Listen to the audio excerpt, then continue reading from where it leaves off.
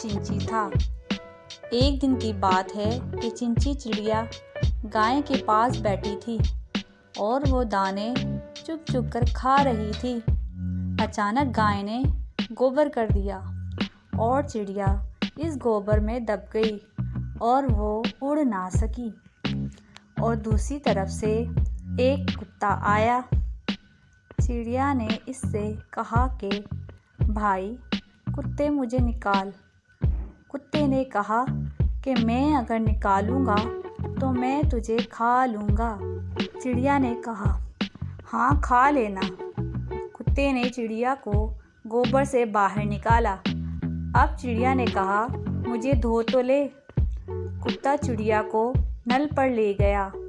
वो चिड़िया को धोकर इसे खाने लगा। चिड़िया ने कहा मुझे सुखा तो ले, फिर खा लेना। कुत्ते ने चिड़िया को धूप में रख दिया।